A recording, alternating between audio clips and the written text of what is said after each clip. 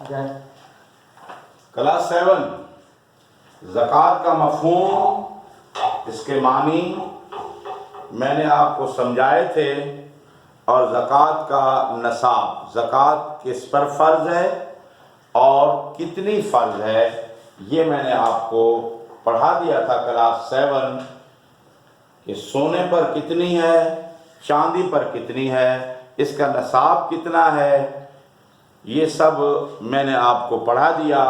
آج ہم پڑھیں گے زکوٰۃ کی فرضیت، یعنی کہ زکوٰۃ جو ہے وہ قرآن اور سنت سے ثابت ہے۔ زکوٰۃ کو قرآن ثابت کرتا ہے اور سنت ثابت کرتی ہے۔ قرآن مجید فرقان حمید کے اندر نماز کے بعد سب سے زیادہ ذکر جو اللہ تبارک و تعالی نے کیا وہ زکوٰۃ کا ذکر کیا۔ جہاں نماز کی بات ہو رہی ہے وَأَقِيمُوا الصَّلَاةَ وَآتُوا الزَّكَاةَ، نماز کو ادا کرو اور زکوٰۃ بھی دیا کرو، نماز کو قائم کرو، زکوٰۃ دیا کرو۔ قرآن مجید فرقان حمید میں نماز کے حکم کے بعد سب سے زیادہ اللہ تعالیٰ نے قرآن مجید میں جس بات پہ زور دیا ہے وہ زکوٰۃ ہے۔ نماز مالی عبادات میں سے ہے اور زکوٰۃ مالی عبادات میں سے ہے اور نماز بدنی عبادات میں سے ہے۔ تو زکوٰۃ کی اسلام میں بہت اہمیت ہے، کیونکہ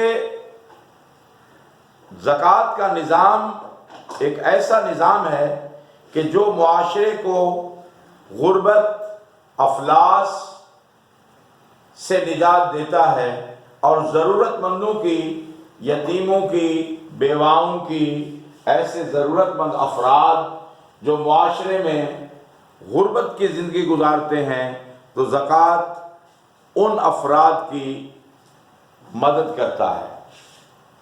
زکوٰۃ صرف اس امت کے لیے نہیں ہے، بلکہ زکوٰۃ جتنی گزری ہیں، 1,24,000 پیغمبروں کی امتیں گزری ہیں، تو زکوٰۃ سب امتوں کے اندر پائی جاتی تھی، یعنی کہ تمام شریعتیں، بہت سارے کام ایسے ہیں، بہت ساری عبادات ایسی ہیں جو مشترک ہیں، یعنی کہ جیسے روزہ ہے تو روزہ بھی پچھلی امتوں میں پایا جاتا تھا، جیسے نماز ہے یہ بھی پچھلی امتوں میں پائی جاتی تھی، زکوٰۃ ہے، زکوٰۃ بھی پچھلی امتوں میں پائی جاتی تھی۔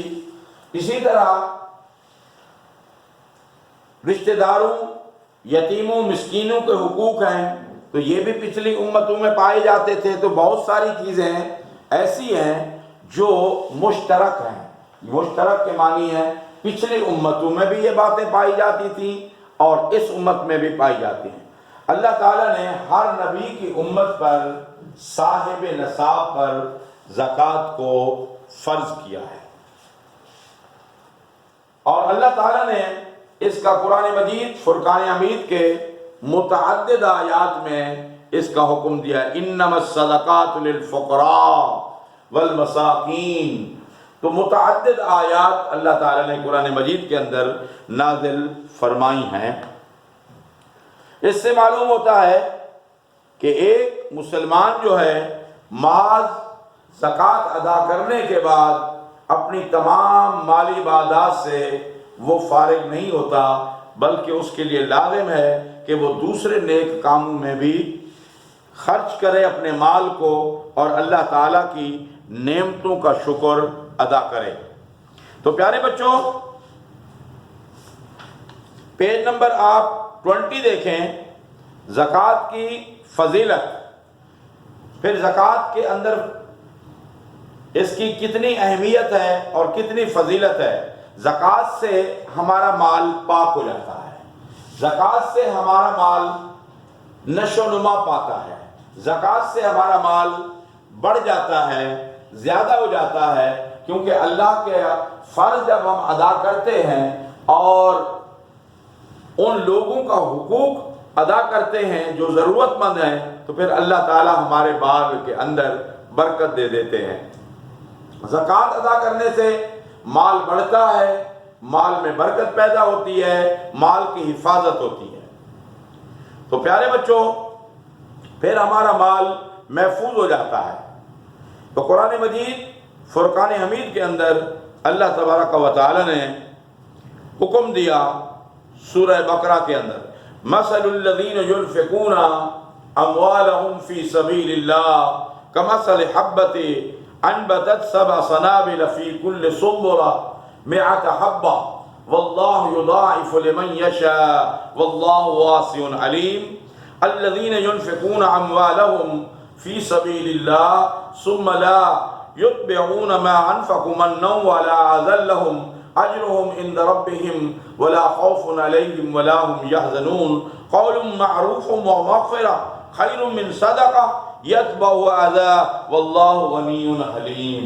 اللہ تبارک و تعالی نے بڑی مفصل بات کی ہے زکوٰۃ کے بارے میں اس آیت کریمہ کے اندر، کہ جو اللہ کے راستے پہ خرچ کرتے ہیں، مثل الذین ينفقون اموالهم، اپنے مال کو اللہ کے راستے پہ خرچ کرتے ہیں، تو اللہ تعالیٰ نے ان لوگوں کی مثال دی کہ وہ اس دانے کی مثال ہے جس سے 7 بالیاں اگیں، ہر بالی کے اندر اللہ تعالیٰ نے 100 دانے ہیں، اور جس کو اللہ چاہتا ہے زیادہ دیتا ہے۔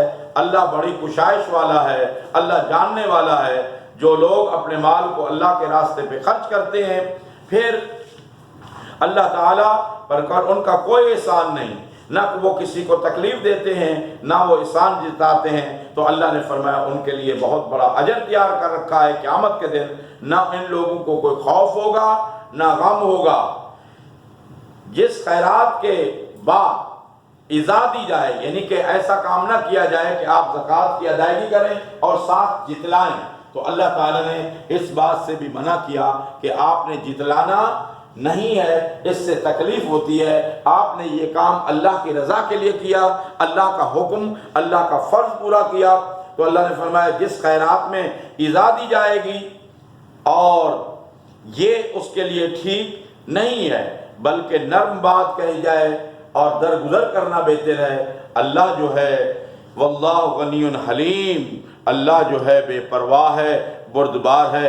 تو اس آیت کریمہ میں اللہ تعالیٰ نے 2 باتیں بتائیں کہ جب تم زکوٰۃ دو گے تو تمہاری زکوٰۃ کا مال جو ہے، جس طرح مثال دی اللہ تعالیٰ نے بالیوں کے ساتھ، جب ہم کوئی چیز اگاتے ہیں تو وہ بڑھ جاتی ہیں، زیادہ ہوتی ہیں، تو اللہ تعالیٰ ہمارے مال میں برکت عطا کرتے ہیں۔ تو زکوٰۃ ہمارے مال میں نشوونما کرتی ہے اور زیادہ ہمارے مال کو کر دیتی ہے۔